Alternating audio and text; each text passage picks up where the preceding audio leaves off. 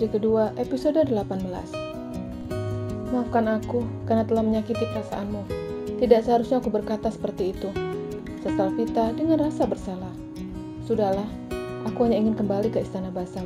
Jika kalian tidak bisa mengantarkanku, aku akan pulang sendiri. Saut Angela yang tidak ingin menjadi bagian keluarga Viko.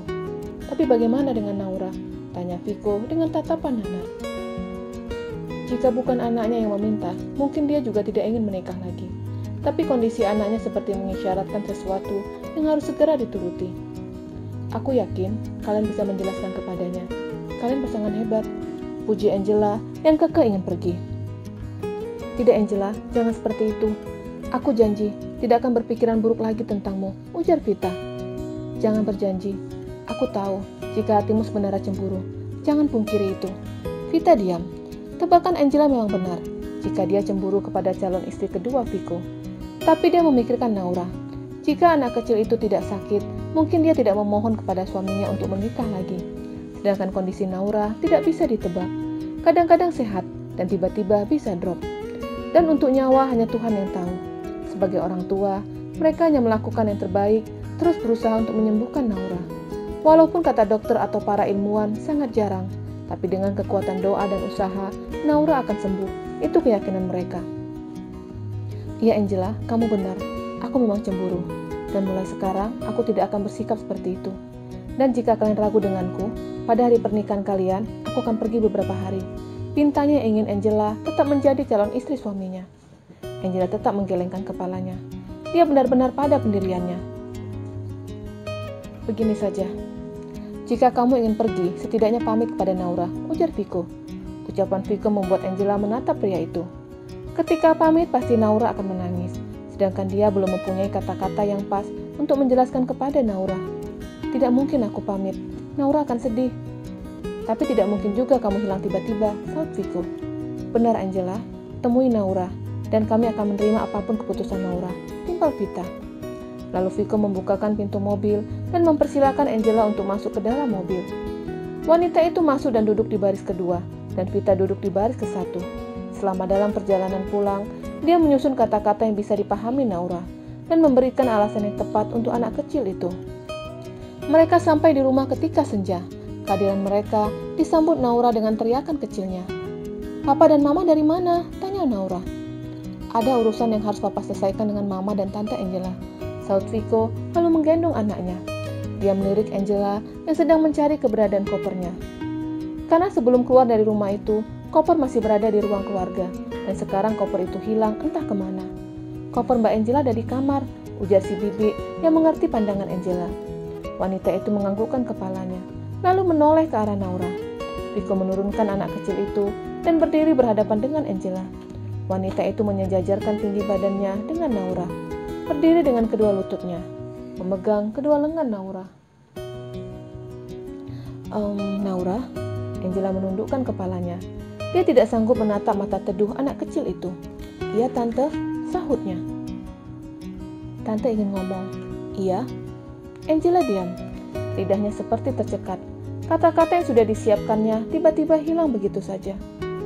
Jika tante tidak jadi menikah dengan papa kamu bagaimana? Tanyanya pelan.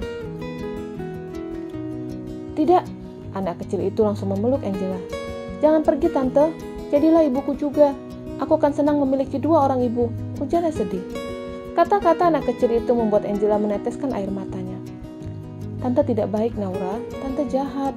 Angela menjelekkan dirinya agar anak kecil itu mau melupakannya dan berpikir untuk menjadikannya ibu sambung Naura. Tante baik, tante tidak jahat. Aku bukan anak kecil lagi, jadi jangan membohongiku, saut Naura masih memeluk Angela.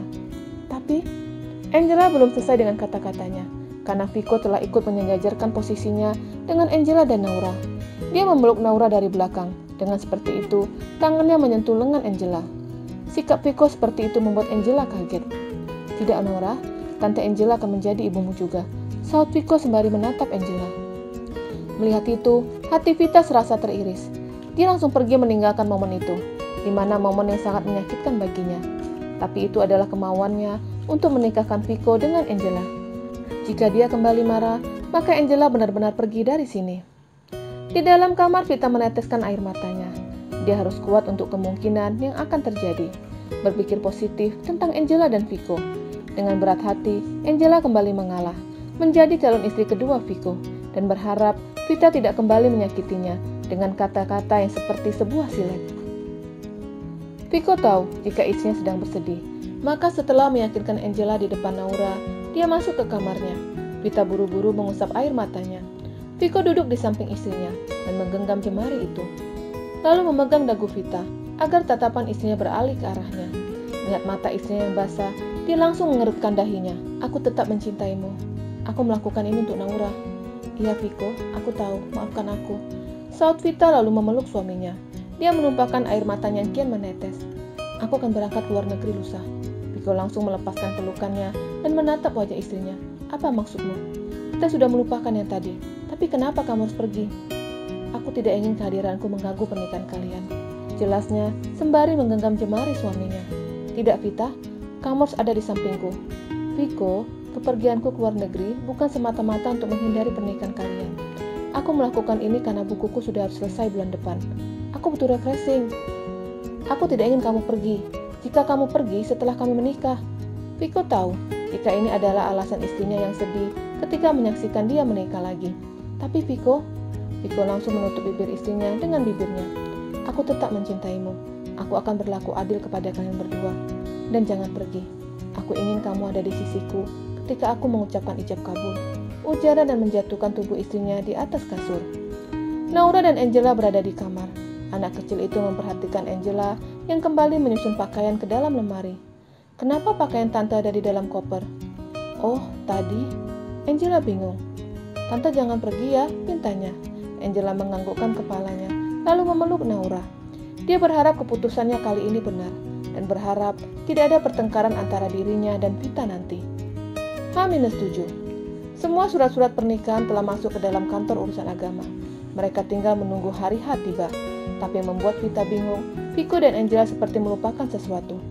Apakah Angela memang lupa atau memang tidak ingin menuntut apapun kepada Vico? "Kalian bukannya belum membeli baju untuk akad nikah?" ujar Vita ketika mereka sedang di ruang makan.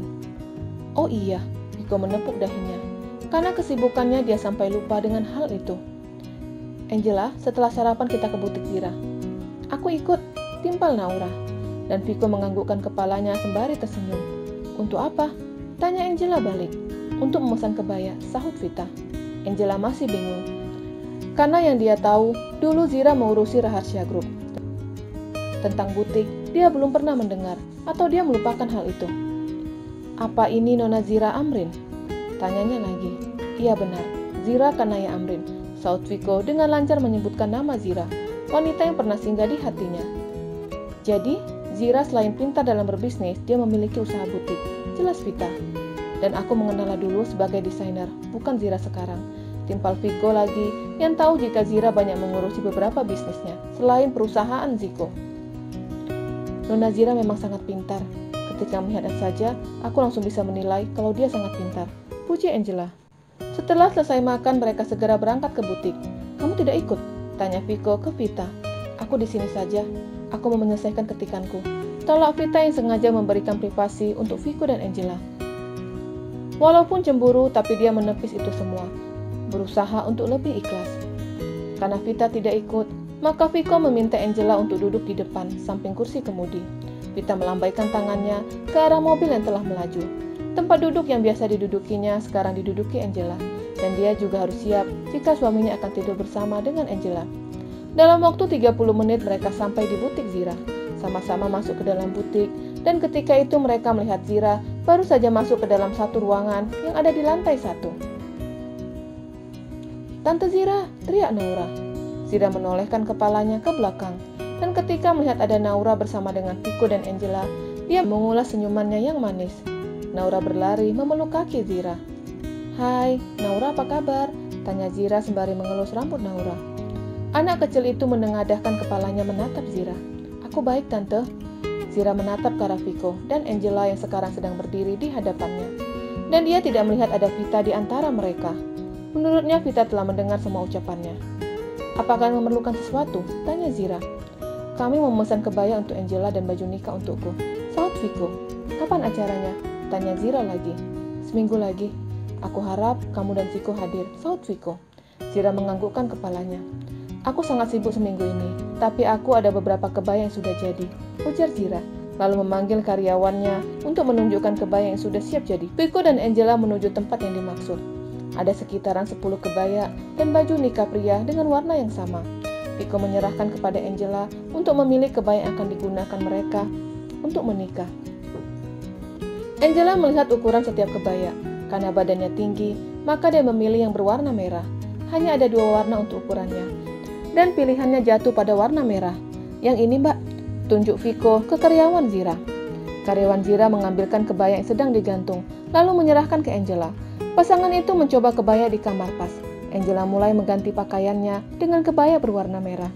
Begitupun Viko ikut mengganti pakaiannya. Setelah itu mereka sama-sama keluar. Dan tatapan Viko tak berkedip ketika melihat Angela terlihat sangat anggun menggunakan kebaya. Bersambung.